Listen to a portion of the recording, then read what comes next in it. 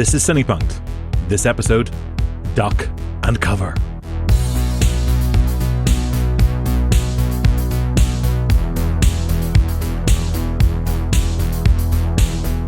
Hi, I'm Robert J.E. Simpson.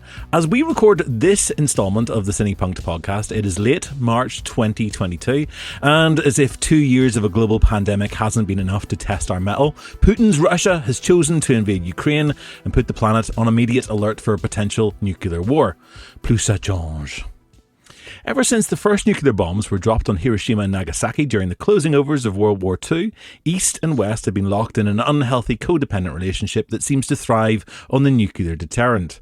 By the mid-1970s, with America skulking out of a disastrous campaign of war in Vietnam and with the Cold War raging on, filmmakers Kevin Rafferty, Jane Loder and Pierce Rafferty set about a 5-year deep dive of film archives, compiling the results of their findings in a chillingly cynical documentary feature about nuclear warfare called The Atomic Cafe.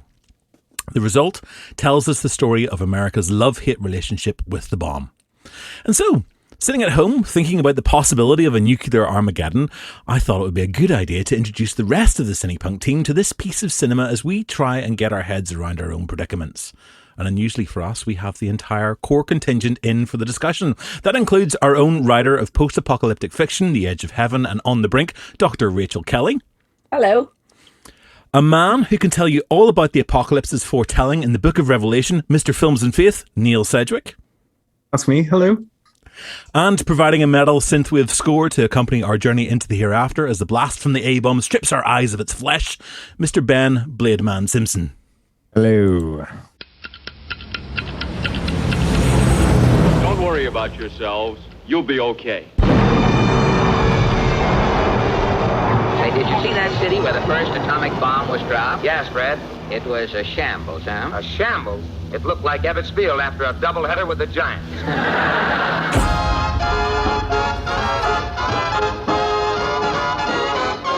Well, I guess there's nothing for us to worry about. We're the ones that have the bomb.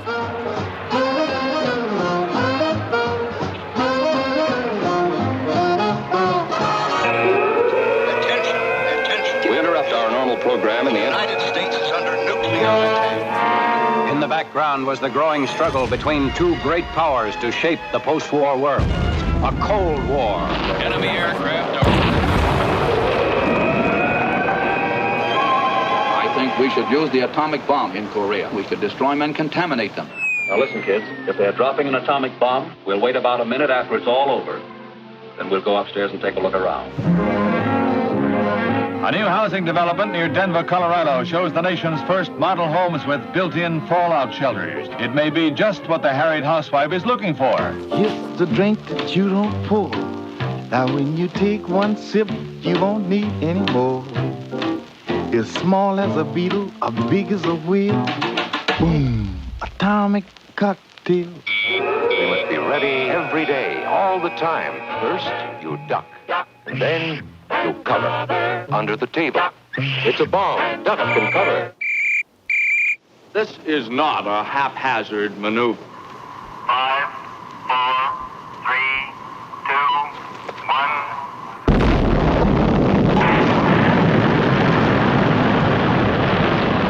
Worried about the atomic bomb, but nobody's worried about the day my Lord will come, when he'll hit great God Almighty like an atom bomb, when he comes.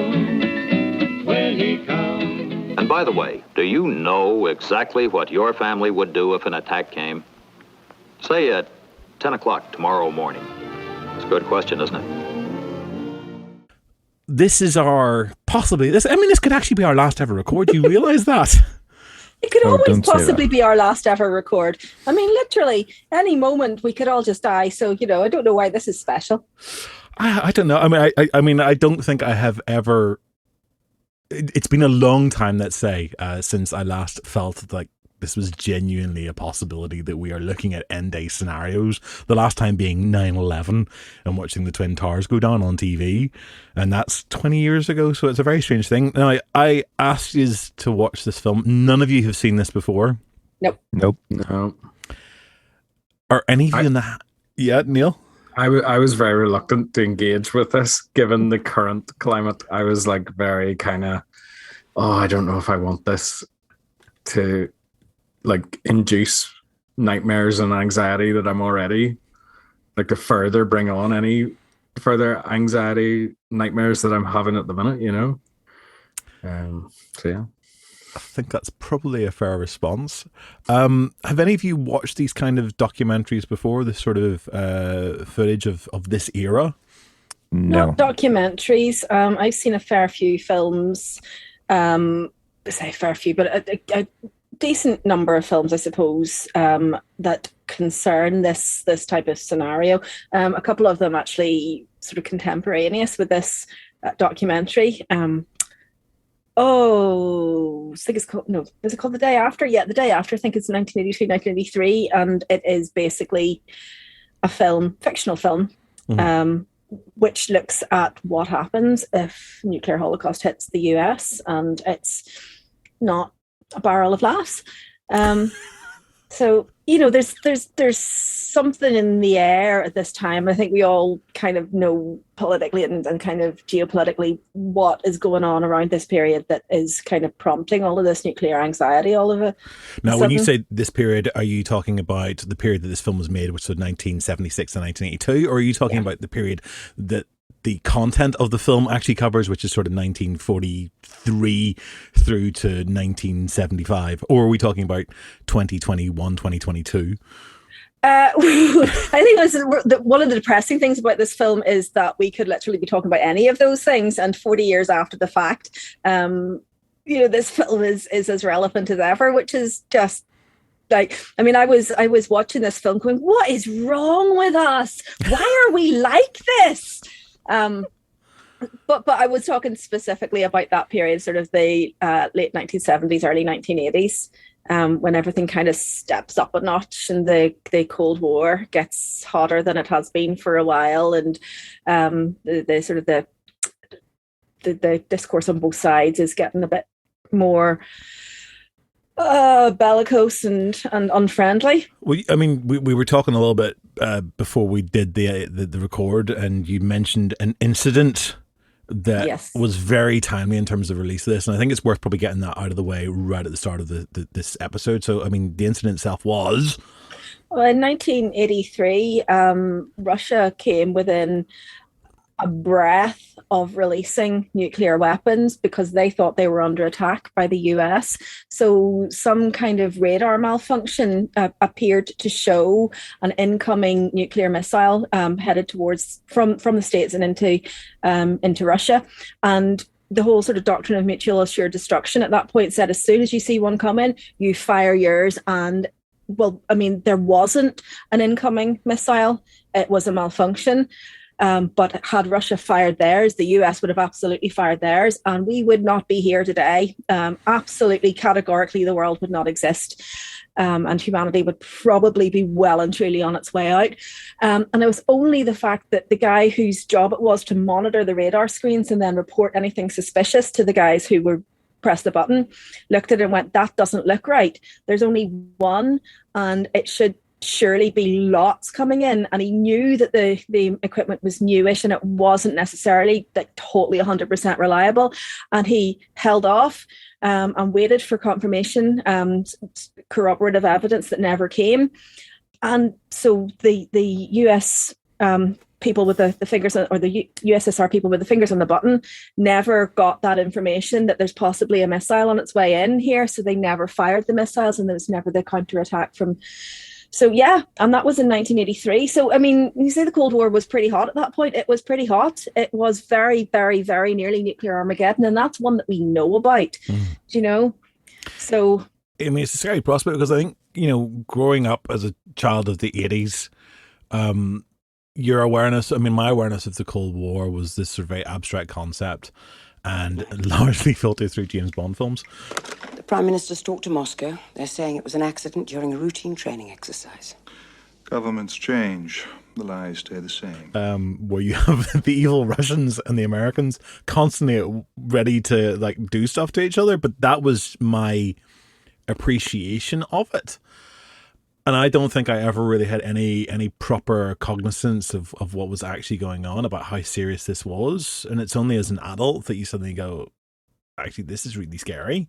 Yeah. And then it's only when you have somebody like Putin that you start thinking, this actually isn't just scary. It's something that somebody might actually go and dumb. Oh, I felt a bit like that whenever Trump was sort of up against Kim Jong as well. So, I mean, look, what I'm interested in, first of all, are your kind of gut reactions to this, because I think that's where perhaps it's most powerful. It's how you instantly feel after watching the film. Ben, I'm going to go to you first. Okay. Because I know Neil wasn't looking forward to it, so I'm building up to Neil, and Rachel's very enthusiastic, so I want to hear how you were coming at it, or what your response was. Right. Well, obviously, I'd never seen this before, and because I've grown up in the age of where we are, like, and I know some stuff about radiation and nuclear bombs and like all the testing and stuff. I watching it, I was like flabbergasted and also slightly petrified. Even whenever they drop, the bombs in on Japan, and they're interviewing like the pilot and the guy that goes or who orchestrated the thing, they're like smiling and Harry Truman sitting caught on camera in between takes with a grin as he's about to give a serious answer. Yeah. Like I was like, what? Like, you've just killed a bunch of innocent people? Because there were like, they had a city, like not a military outpost or anything like that. Civilians that have nothing to do with war or whatever's going on. So like that was like very shocking to me. Having found the atomic bomb, we have used it. We shall continue to use it until we completely destroy Japan's power to make war. Only a Japanese surrender will stop us. It is an awful responsibility which has come to us. We thank God that it has come to us instead of to our enemies. And we pray that he may guide us to use it in his ways and for his purposes. Obviously, like, playing a game, I play a game called Fallout. It's kind of like 50s style, like you see all that music that's in that documentary. It's all in that game. And it's like, it's scary to think that like that could have happened. That could have been a reality. Like, obviously it goes very fun, fantasy with like mutants and this is the game and not the this is the game, not the film, but like you see the devastation and like in the game. And I was just like comparing it to like this game and like seeing the destruction in the documentary of like some of the bombs and like like corpses of children and things. It's really brutal. Like it's like, it's crazy how close we came to this being like a complete mess, like planet Earth being totally destroyed. So like shocking is what I would say that this documentary is. Even now it's like hard getting my head around it. I mean, so it's quite interesting to have somebody who maybe isn't as familiar with, or have people who aren't maybe as familiar with the footage of that time, of the disasters that actually happened, of these actions, these military actions. I feel wrong even saying military actions because that sort of like justifies it. I feel it's like abominable acts of destruction. It's terrorism in a way. Well, like even all that, like their justification of why it was okay to drop these bombs, and then you see like there's all this sort of Christian sort of rhetoric behind it, or I was like, I'm pretty sure God doesn't want you to blow up a load of people. You know, I think we may get to that in due course. Rachel, what about you? What's your kind of initial response to seeing this? Well, after I watched it and I did some reading around it, I was astonished to discover that it's considered a black comedy. And I can see that, after the fact. Okay, yeah, there is something darkly comedic about just how awful and ridiculous and appalling it all is, and those harrowing images of the the victims of Hiroshima, sort of juxtaposed with this complete bollocks of duck and cover. It's like, oh, put your hands over your head, kids, and it'll all be fine. And I suppose I can see how that is kind of the darkest of dark humor. But for me, I wouldn't even have quirked a smile throughout it. I was just watching with increasing kind of like, what is wrong with us? Why any of this? And also, how come we still have nukes? Why? Good grief, humanity, sort it out.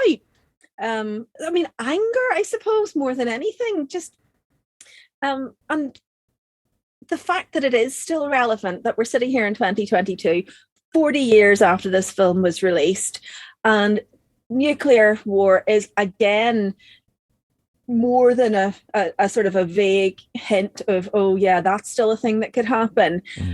Just, we're looking at this and we're kind of going, oh, wasn't it ridiculous that that's the kind of propaganda that people used to get away with, duck and cover, or we have to do this because X, Y, and Z, and the sort of the blatant lies and misinformation. And then you go, nothing's changed. Nothing's changed. What lies, what pretexts have we been given for going to war in the past, or repeatedly in the past couple of decades and before that, and then the decades to come? And, the war that is going on at the minute in Ukraine, where there's no way of telling fact from propaganda. And it's just... nothing has changed, and I think that's why I'm so angry after watching it. I think the film is fantastic. It's brutal. It's emotionally manipulative, but it's manipulating me in a way that I feel like we all need to be manipulated. But I'm so angry that this is still something that we have to talk about. Why? What is wrong with this? It's 2022. For the love of God, stop this. Neil. Yeah, I just kind of want to say everything that Rachel said and more. Well, let's have the and more, because Rachel said the other bits. I think all that anger is kind of my takeaway from it all. I was so enraged by the justification of, like, we're doing this for the right reasons. We're doing this because we are right, they are wrong. There's a moment in this film where they turn a small town in America and they go, you see, this is what it would be like if we let the Russians and communism come to America. You would have your rights and your freedoms taken away. And I was like, wow, 2022, rights and freedoms being taken away. I've heard that a lot in the last few years. And it's staggering when you look at it and you go, yes, the people have changed, but the characters are still the same, in terms of there are still the same players are still involved in terms of nation states.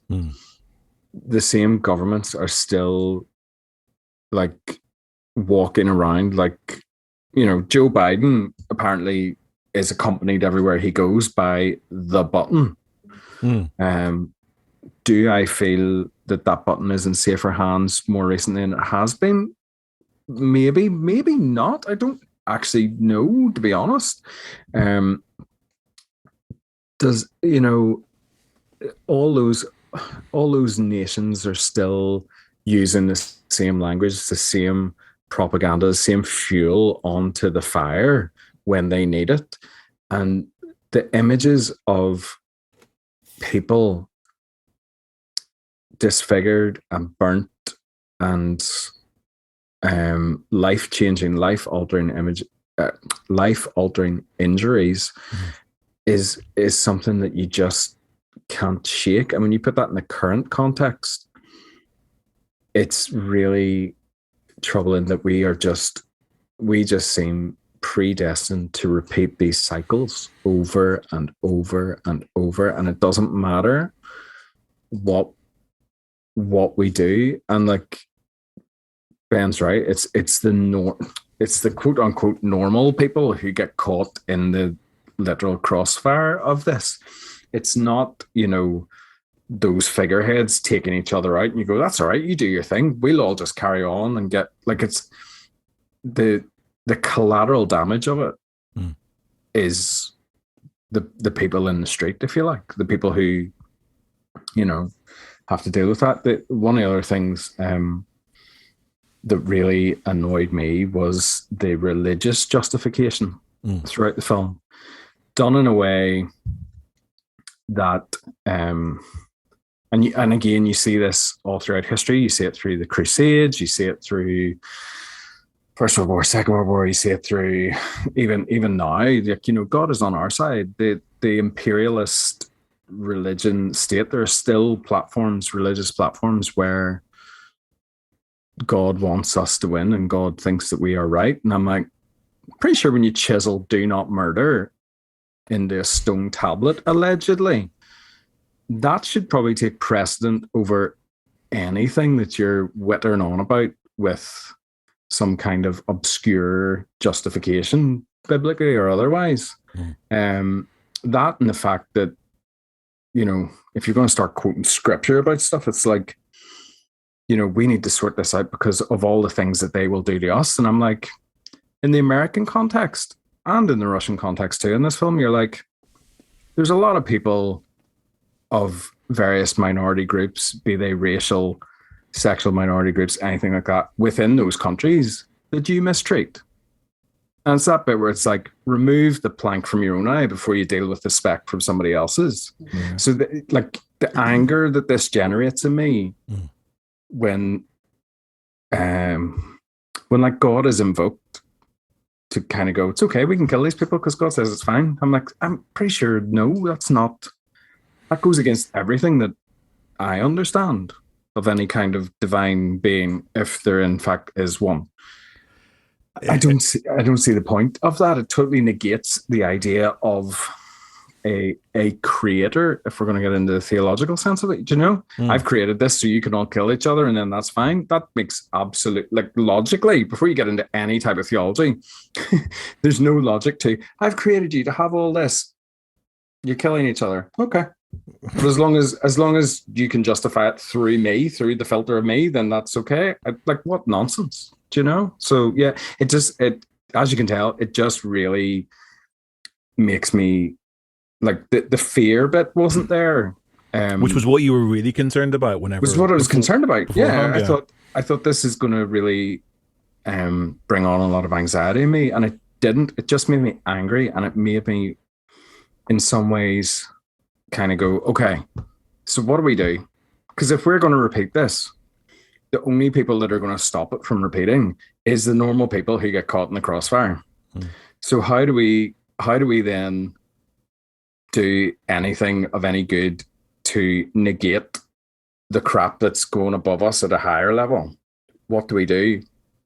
That then comes down to vote out those who want that type of thing, make the changes that way societally, and that's the only thing you can aim for. Will you get it? Maybe not, but any form of small change is good change, I suppose. I think that was sorry. I was just that was one of the things that did make me most angry about the film, because you can see the mind process behind that, the thought process behind it, which is going, if people on the ground, if the ordinary person who is going to be incinerated or at best case scenario die a lingering death over a period of weeks, if they had any idea just how absolutely awful this is going to be worst case scenario for them, they would be rising up and saying, why are you even considering this? Why are we collateral in your power games?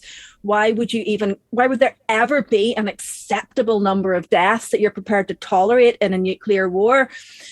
So the cynicism, that it disgusted me that they're feeding this propaganda to people, going, it's okay, duck and cover, get under the desk. Because if you had any concept of your child being killed in such an appalling, horrendous manner, you would be up there beating at the doors of Congress going, what is wrong with you?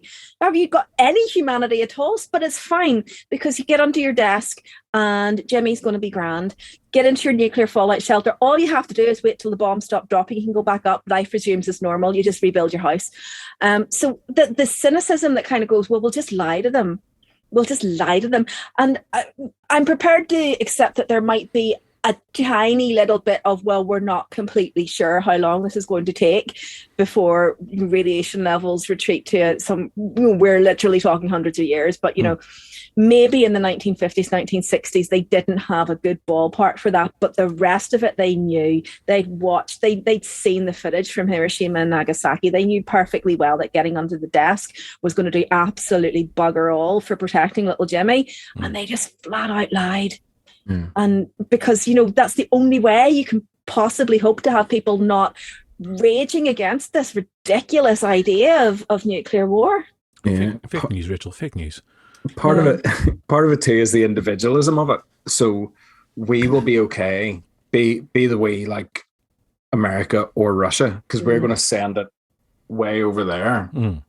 We will be fine. We will survive. We will endure. And that kind of individualistic side, whatever side you take on it, is kind of something that we need to deal with as well, because there's a collective responsibility globally. And one of the things you're saying, Robert, earlier about like the awareness of this when we were younger, like there's a generation now sitting watching a war on TikTok, right? So like I can't even fathom that. So that this whole Cold War thing happens, and we didn't have the constantly revolving news cycle. Like you couldn't get minute by minute updates from various cities across, and that has its, in some ways, what that does is it brings the world closer together. But what it does in terms of that sense of, if we send this over here and it deals with that, we'll be fine. It does bring the anxiety. So the anxiety from Ukraine and Russia travels here now more because we have it in our pocket. When we were kids, there was news at 1, 6, and 10. You know what I mean? Right? Yeah. So like you got 3 basically big news bulletins, and I asked my mom once, why do you watch these 3 news bulletins? Because it never changes.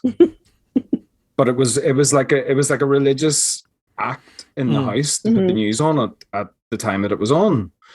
And now it's just like you can get that anywhere. And our oldest said to me recently, she's like, she doesn't want the news on in the house, because she's like, and even before all this, she's like, nothing ever good is on there, which I think is a part of it too. Like it feels like a long time ago in a land far, far away, there was news and there was terrible things. Like, we're not naive. I mean, we all grew up in Northern Ireland, for goodness sake. Terrible things happen, but it felt like there was more kind of at the end of the. Do you know that thing they used to do? Stories. Yeah, like at the end of the news, they went the wee light-hearted thing, the Esperanza moment. Like and here's little Bobby, and he's got his new bicycle, and isn't it lovely? He's cycling to school. Bless little Bobby, isn't he great? Yeah. And he's raised. I was never, just for the record, I was never on the news cycling my bicycle to school. My sister was in the news at the aviary in Belfast Zoo. So there you go. Was she behind the cage or outside the cage? I'm going to tell her you said that. But you know what I mean? So there was positivity tacked on the end, but there's not the time or space now to allow that. So I mean, well, it's the competition, isn't it? I mean, you're competing for a 24-hour news cycle. You're competing for ratings, so you've got to be the most doom and gloom because that's what gets ratings. Yeah. Oh, so there's a whole bunch of stuff here. I mean, first of all, yes, and I'm hearing it a lot from people now who are just switching off the news over the last couple of years because the last couple of years has been excessively depressing. I wonder, were people like this during World War II? Did they all go, do you know what? I don't really want to hear what Churchill has to say today. Thanks very much. Click.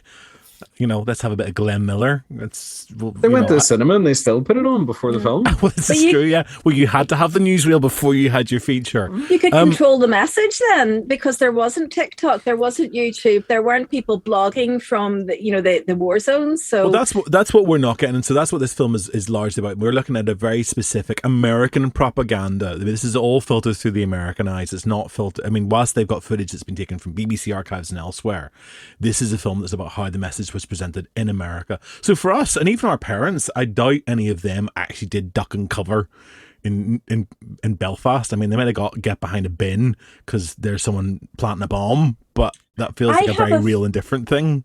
I have a feeling, because my mum grew up in London. Okay. And I have a feeling there was duck and cover taught in London. Right. I don't. I'm getting this from a random bit of memory, which is completely stuffed these days by children and COVID. But well, people in the real world are tuning into this. Please let us know. Were you someone who wasn't in America and has experience of this? Because I'm fascinated by it. So my own experience of coming to this, when we first got a kind of slightly faster dial-up internet back in the day. Where you could actually download video in under a day. One of the first things I started exploring was footage of things like disasters. It was 9/11. It was footage. I remember watching all that. It was footage of the concentration camps and them sort of freeing those up, and it was footage of the sort of the atomic bombs. You were a weird kid, weren't you, Robert? Well, I was maybe about 20 by this point, but then I discovered this film by chance one day, and because I was watching it amongst all this other stuff, I was completely captivated by it. And it is all that stuff, and it's the preposterousness of this message that sits, against a background of like they're blowing entire cities up in a second, and you're hiding underneath the doormat, like that's going to help. And that's, I guess, where the humor lies. But it is ridiculous. Ben, you going to say something? Yeah, like I don't think you could get away with feeding that kind of information down somebody's throat this day and age because we are too well informed. Except we have the situation now where there are people who are still resistant to hearing any kind of message at all because, thankfully, since the buzzword fake news got entered into the lexicon, it feels like anytime you hear something you don't like the sound of, all you gotta do is go, it's fake news, and then you completely disarm it. You don't even have to support your argument with any kind of evidence. What I love about this film, but also what terrifies me about this film, is we are literally watching the footage of these apocalyptic events unfolding. We are literally seeing the consequences of these events. You see the cities that are destroyed by an atomic bomb, and then you see them discussing, oh, well, this is what we got to do to have more bombs, and this will be even better, and you'll be fine. As long as you're like, take another couple of steps back, you'll be okay. Nothing will happen to you. If you get infected, you're all right. If you stay there for more than 5 minutes, then you're probably dead, but it's fine. You've got a little badge on, you're okay. Watched from a safe distance, this explosion is one of the most beautiful sights ever seen by man. You're probably saying, so it's beautiful. What makes it so dangerous?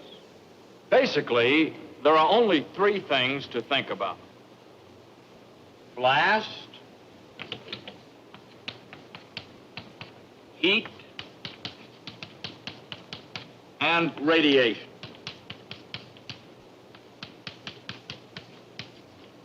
Radiation. This is the one new effect obtained by the use of an atomic weapon. Truthfully, it's the least important of the three effects. as far as the soldier on the ground is concerned. You know, we actually kind of see the consequences of it. So there's a point at which you kind of go, well, you've seen that. And then you're told that this is how you're going to be okay. And you know that there's a disconnect there. You can see that that is a propaganda message in order to make people feel slightly better about the fact that they're being faced with the prospect of annihilation.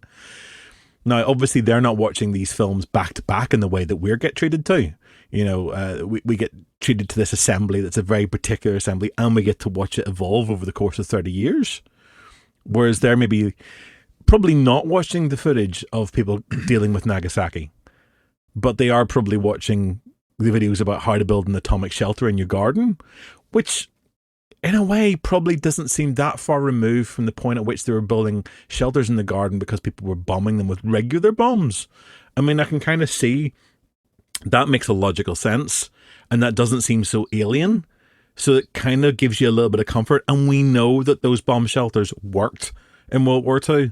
They did protect people. So it does make sense that, you know, maybe this will help them as well. And it's, but it's the radiation. Incrementally. It's the radiation thing that'll get you. Like, well, it's when you see the pigs. I mean, those pigs that are disfigured instantly. Yeah. Like, you just really kind of suddenly stomach churned at that bit.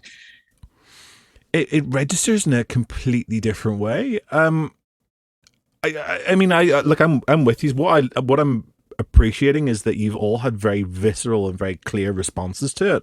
I would love to have screened this in front of an audience right now, and got their reaction.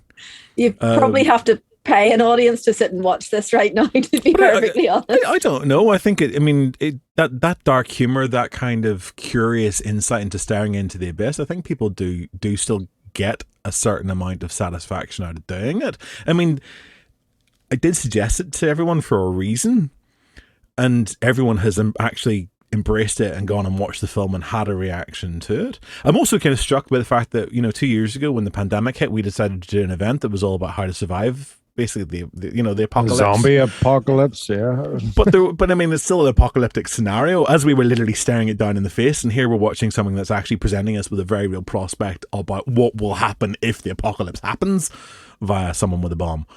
But isn't that part of the danger as well, is that the apocalypse kind of happened?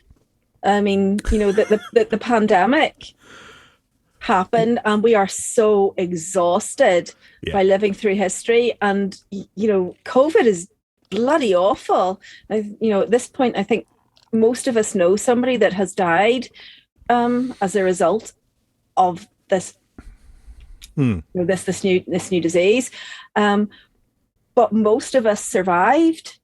You know, I mean, even those of us who've had it, we've come through it, and we haven't, for the most part, been terribly badly affected by it. So, you know, the apocalypse happened, this pandemic that we have been told was coming for the longest time, we are in it. And, you know, most of us haven't been badly affected by the virus itself. So are we a little bit desensitized to the apocalypse now? I would hazard almost certainly. I think probably. I think the combination of the news that's 24 hours a day, which we've had for a long time now, some of the other things that have happened, I think having survived bits and pieces, the fact that we've known about these sorts of events for 70 years. You know, we've known about the impact of an A-bomb since 1945. It hasn't stopped us at all from going, let's build some more bombs, because that's the way to solve it. It sort of feels a bit, doesn't it? Like I doing that Mitchell and Webb sketch, Hans, are we the baddies? You know, the Allies remain the only side to have actually dropped an atomic bomb. You know, the baddies didn't do that. Our guys did that. I don't want to think about that. The baddies are only the baddies because we were told they exactly. are the baddies. Yeah. Well, this is where you can apply this stuff to any conflict within the world. You know, we talk about what happens in Saudi Arabia. We talk about what happens within Israel and Palestine, what happens in Northern Ireland. You know, all these places, it's all about perspective.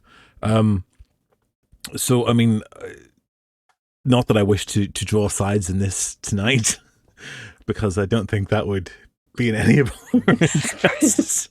If we're going to get cancelled, it's not going to be for this. Get ratioed on Twitter. Be all right, we'll get some traffic. Maybe we should. Yeah, not all traffic is good traffic. So talking about us and listening to us, that's all right. We'll make it some advertising. CinePunked propaganda. Question. Yes? How far do you have to be from the blast to live through it? Well, let's take a 20 megaton surface burst.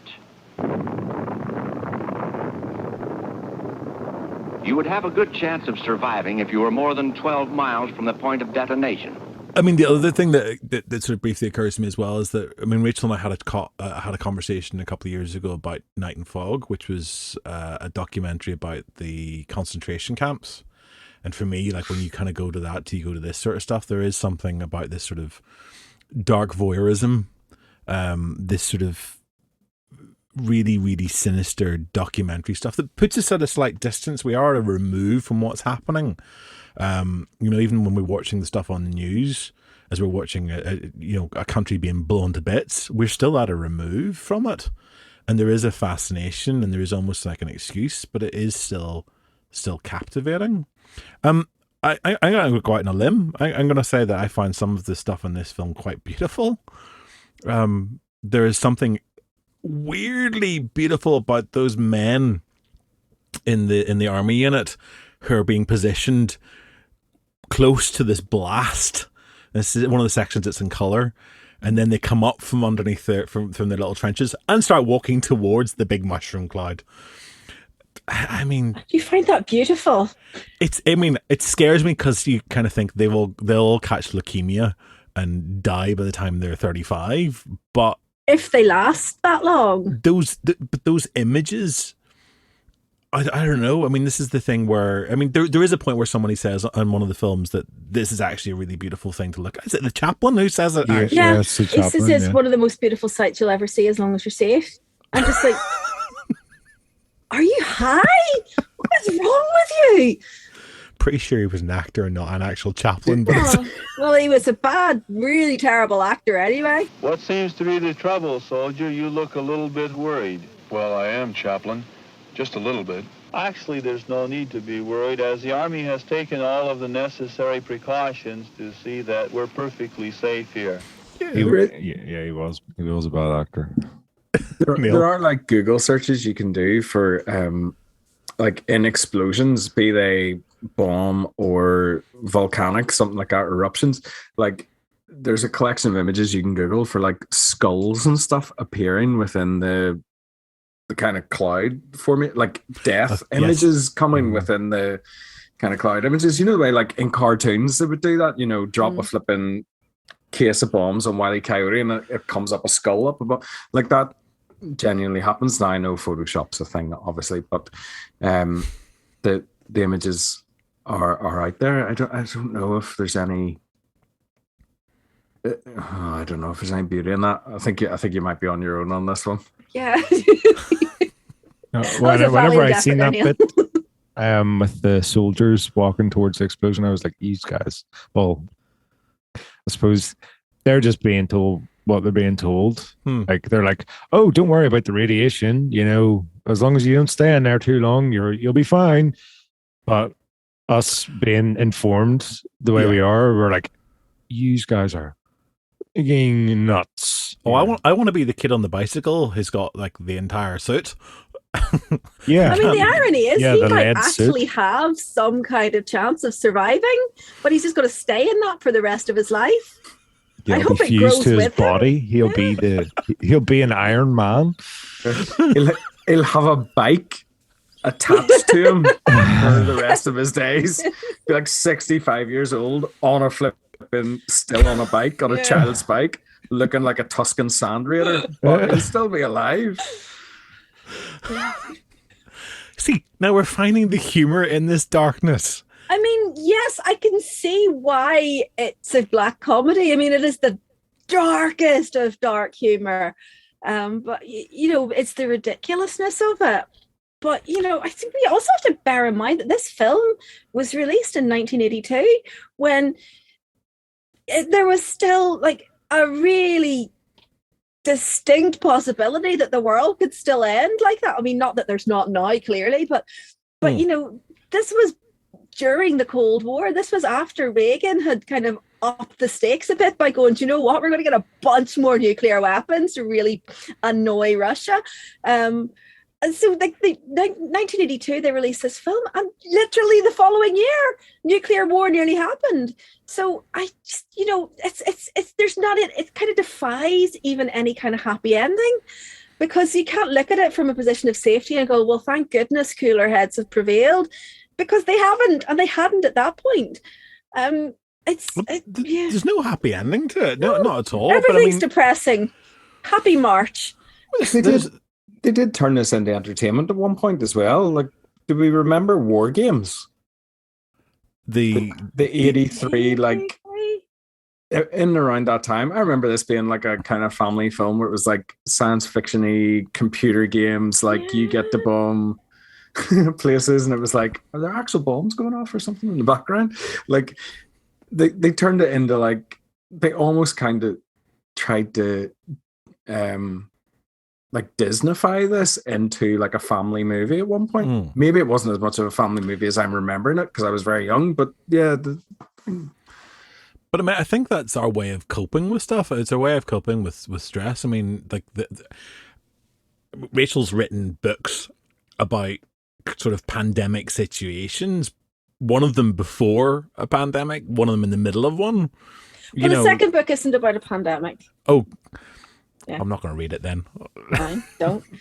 But no, I mean, quite happy to say I wrote the novel about pandemic because I knew a pandemic was coming, and it scared the shit out of me. And writing about the pandemic that hadn't yet happened when I was drafting that was a way of dealing with that fear. So I totally see what Neil is saying, Disneyfying it, making it something that is, I don't know, exciting and very clearly film. There's two ways of approaching it. I mean, that's one way. The other way is, The Day After, which is just, nuclear war is going to be terrible. Please, can we not do this? Look at all these people dying. And the ones that died straight away, they were the lucky ones, because look at all these people dying horribly over a long period.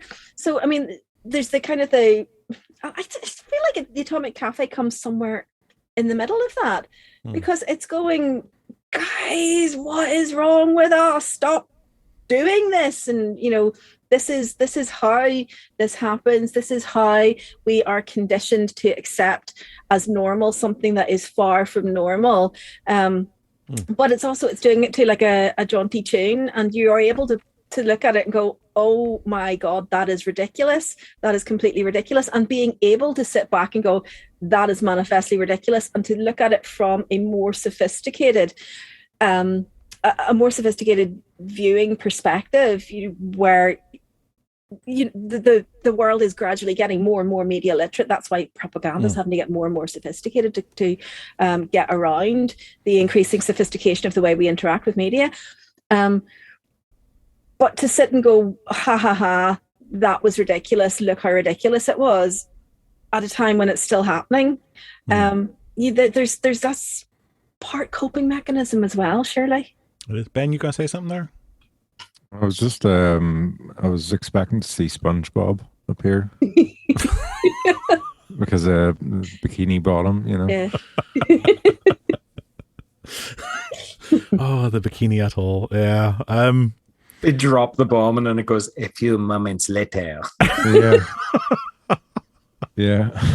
I mean, I suppose the thing is the film itself doesn't have a commentary, a voiceover, so we're not being led in a Michael Moore style. The Michael Moore apparently took a lot of inspiration from this film in terms of how we're supposed to feel and respond to it. It's all in the edit, which is lovely. It's a lovely Soviet idea about the montage, about like that, because I've got friggin' Eisenstein on my head this week. Where you kind of take these images, you juxtapose them, stick them all together, and that's where you create the meaning, and that's kind of what the film does. But the other thing that's really important within the film is the music. Any thoughts on the music, Ben, seeing as you're our resident musician? Well, are you going to do an album of covers of atomic bomb songs? Because I'll definitely buy that. I will too. Probably not. I tried, folks. I tried. I think the music's great. Just because of how ridiculous it is. Obviously, because I played Fallout, like I'd never seen this thing before. Like a lot of those songs are used in like Fallout 3 and Fallout 4. You're making me want to play Fallout now, just so I can hear. Like it's great, like this destitute wasteland that you're trudging through, and then all these weird, atomic bomb songs and stuff about all that stuff are going on the radio, and you're like, wow, it's kind of surreal because it happens at like that period, like the 50s. So it's like Bakelite TVs and all this, or I don't know if that's the right thing. Maybe that's later. Is that later? No, Bakelite's a thing at that time. Yeah, so it's like those like roundish looking TVs and everything, and all that kind of stuff. The old timey fridges and everything, like the Smeg stuff or whatever. But it's all rusted to pieces and been blown up and things like that. Like it's really surreal. So the music, like I like the music. And I find it fascinating about the lyrical content, and like it's really weird, like this really happy tune about bombs going off. And do you have a favorite? I don't know. I would need to watch it again, probably, or at least look up the soundtrack. There will soon be an end to this cold and wicked war when those hard-headed communists get what they're looking for. Only one thing that will stop them, and they're a ferocious fun. If General MacArthur drops a atomic bomb. There is a soundtrack album available. It's missing some of the tracks, including one of my favorites, which is the Bill Haley one, about how there's all these women and there's only one guy. Oh no, the atomic bomb's hit and I'm the only guy left. Oh, my life is so bad. Yeah. Oh right, yeah. That's the bit where they're all jiving, isn't it? Yeah. That bit's on. It's all right. He's been sterilized by the radiation anyway. Yeah. Even better. Duck and Cover is a banger. Like it is. I want the Ben Simpson cover version of Duck and Cover. So do I. That'd be amazingly dark. I'll see what I can do. Oh, you're a good man. I mean, I want him to get it done in the next couple of days so we can stick it on this as our podcast. Just when you're talking about the kind of men and women aspect of this, did you see the bit in the middle of it all where the guy walks into the bar? He's like trying to get off the street and stop hearing about all this, and there's an atomic taxi company, right? The couple are sitting at the bar, and the girl says, it's really scary, and if this thing did go off, I could end up horribly disfigured. And the two fellas both look her up and down and go, yeah, that would be really horrible, wouldn't it? Like, it's the flipping most, like, I'm going, is that supposed to be funny? Am I supposed to be outraged by the sexism of this moment? What is this? What am I watching? Like, it was so just kind of such a gear shift of like, it was almost like wah wah in the middle of it, I mean, I think it's one of the things that for me, I sometimes wish there was a bit more awareness of about what form each of these propaganda videos has taken. Now, I mean, that one I'm familiar with, other stuff from sort of wartime UK material, where it feels like it's very definitely a government ministry information film about how to approach certain stuff. But then there's these very real documentaries that aren't performed. And then there's other kind of films that are for the soldiers to brainwash them into going and staring into the eye of a mushroom cloud, because that's what you do.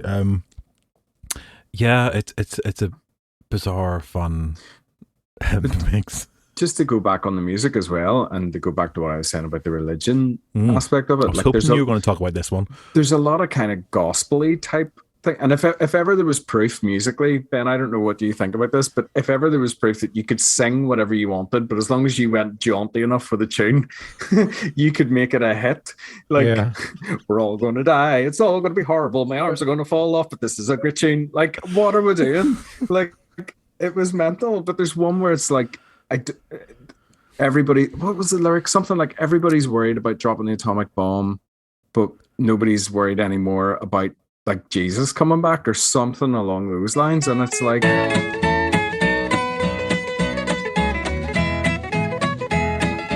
Everybody's worried about the atomic bomb, but nobody's worried about the day my Lord will come, when he'll hit great God Almighty like an atom bomb. When he comes, when he comes.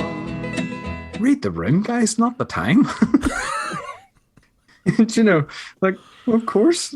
But I mean, that's so typical of the church, though. I mean, it's like like for those of us who've gone through that upbringing, especially Northern Ireland. I mean, that was definitely many a sermon whenever I was a kid.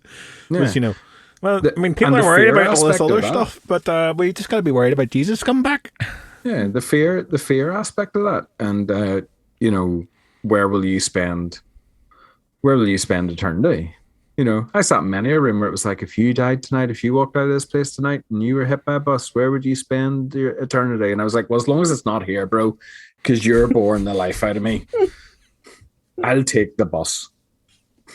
Whatever it comes, if I get on it as a passenger or if I'm clinging to the front of it, get me out of this room. You know, like it's that type of messaging always has gone on, religiously speaking. Yeah. Like, what would you prefer, the atomic bomb or the Lord's return? Which, by the way, if you do ever fancy scaring the absolute cake out of yourself, just go through Revelation some night with a glass of wine and go to, you know, just step through it and see what you think. And you might fancy your chances with an atomic bomb, because I'll be honest, I'll take my chances with the mushroom cloud. And some of the terrifying things that are in there. Thanks very much. All the same. To self, not reading Revelations. There's mad stuff in there, but that's another conversation for another time. I mean, one of the things that and we're going to write this up fairly soon. I mean, one of the things that kind of strikes me as well in terms of our present day circumstances is it feels, watching this, like there is such a preponderance of the bomb within the media. And I know from film, there's a huge number of films, and it's a whole science fiction sort of industry that's built around bomb films, essentially, you know, they're dealing with the aftermath. Godzilla is created by the atomic bomb in that whole franchise. So it seems very, very, very, very prominent within film. And then you start hearing these songs and suddenly you go, actually, this stuff seems to have influenced a lot of music as well. I don't feel that we've had that in quite the same way when we've been talking about things like the pandemic. With the exception of Van Morrison and Eric Clapton having a bit of a whinge. Like that strikes me as an odd thing. Yeah, I want the dance remix of Robin Swan is very dangerous. And that's what I want, with just a behind it. This is all passed me by entirely. I have zero knowledge of pandemic music. Van put a whole album out about like how the government were bad people and were keeping us all in our boxes and all this type of stuff. Don't say anything that's going to get us sued, Rachel. Don't say anything that's going to get us sued. Van's an angry man. You know what I mean? He's an angry man, just in general. Before that album, you know. So like, it's okay. We think. I think that's okay to say. He certainly gives the impression of being a man who's slightly, maybe has a chip on his shoulder. But I mean, that's just my impression of him. He's probably lovely in real life if we actually had a chance to have a one-on-one with him. Hey, Van, if you're listening, brown-eyed girl, banger. Your personal views, not so much, my friend, okay? Thanks for listening. Subscribe at CinePunked.com and leave a review at the podcast page. Thanks. He's genuinely giving me a point where I'm thinking, like, am I going to have to cut that out? No, leave it balanced. Leave it balanced. Fuck Van Morrison. Oh, it's not good doing that. That's not us at all. Yeah, so, I mean, like, overall, is this film been worth your while? Is this a film you'd recommend to other people? Bearing in mind, this is currently available for free on YouTube. I don't know if it's legitimately available for free on YouTube, but it is there right now. I think, I don't want to say anything like too definite, but it seems to be that restoration that's available on YouTube was done with the filmmaker's consent. The restoration may have been done with the filmmaker's consent because it was recently re-released on Blu-ray in the United States by Kino Lorber. Yeah, but I think isn't the restoration channel, that sounds weird, but isn't that the channel of the... I don't know, rights change all the time. I'm not going to say anything because I'm speaking from a position of being very, very ill-informed. Should one watch the film was the question that actually needed an answer. Yeah, if you want to freak yourself out. Yeah. if you want to freak yourself out. Yeah. I just imagine. I just feel like, getting complacent with stuff is how we're in this stupid situation. And I don't just mean the imminent threat of nuclear holocaust. I mean the entire past 2 years. It's getting complacent with stuff that we have no business being complacent about. So yeah, watch something that challenges your comfort zone. Watch something that challenges your sense that this is all part of history. Watch something that is part of history and was history when it was created, but wasn't really history in 1982 and is certainly not history now. Yes, should be required viewing, I think, as everything goes completely nuts again. History that isn't history. That's a new one for us. Gonna get that on a t-shirt. History that isn't history. Yeah, watch it. Do that thing that I said earlier, because I thought this will scare me and it didn't scare me. It just made me angry. Like I said before, without going around in repetition of what I said. And then when you're done, just sit down with a wee glass of wine, throw Brown Eyed Girl on, and read the Book of Revelation. And just unwind. Or drift away. Or you could not listen to Brown Eyed Girl. And you could listen to one of my tunes instead. Very true. All available on I have a whole album there of amazing. And instead of reading Revelations, you could read On the Brink, which is released in May from all good online, Yukon Press, or Edge of Heaven, which is currently available and was nominated for the Arthur C. Clarke Award. Amazing. I've managed to get them plugs in tonight as well. I mean, I've definitely owed a favor from this. Folks, I'm going to leave it there because I don't think there's much more we can say about it. If you get a chance to, I thoroughly recommend this. I think when we're talking about film, we so often focus on fiction film. And we so often focus on stuff that's very popular and current. But there's a lot of great cinema out there that's to be explored in archives. I also think there's an awful lot of fascinating documentaries and little information films. The BFI are very good at releasing stuff like that on big box sets. If you ever get a chance, have a little dive in there, explore, see what curios you can find. But this is a film that's 40 years old this year. And I think, as Rachel's already said, its message has not been diluted in that time. We are further away from this film than this film was from Nagasaki and Hiroshima. And Nagasaki and Hiroshima seem just as important right now as they did in 1945. It's an amazing insight into a very, very scary world. And I think we probably would all benefit from it. And also, if you're interested, if you missed our How to Survive the Apocalypse According to the Movies event that we did back when this whole shit show started 2 years ago, it is still available online. You can go and watch us sort of ad-lib our way through a couple of hours of entertainment and Ben scare people with his vast arsenal of weapons. So yes, check that out, and don't forget to like and subscribe. Tell your friends about what we do. Hit us up on Twitter, Facebook, Instagram, YouTube's.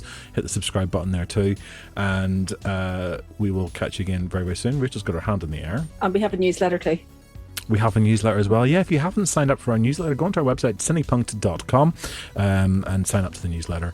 And every so often you'll get information from us about things that we're doing or things that we have done that you may have missed but can still enjoy as part of the process. And hopefully we're back out and about doing events in the big bad world again really soon as well. So thank you, Neil. Thanks very much, guys. May Thank you, we Rachel. Thank live you. long. What was that, Neil? May we live long. May we live long. I'll cut him off in his prime there. Thank you, Rachel. Thank thank you, Ben. Thank you. And thank me. And we'll catch you all again very, very soon. Adios. Bye. Bye. Bye.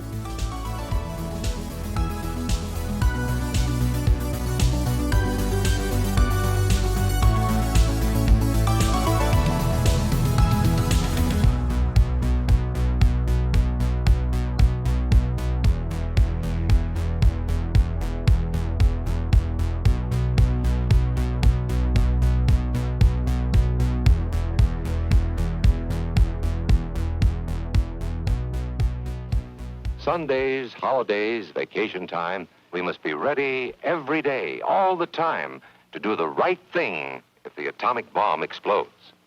Duck and cover. That's the first thing to do. Duck and cover.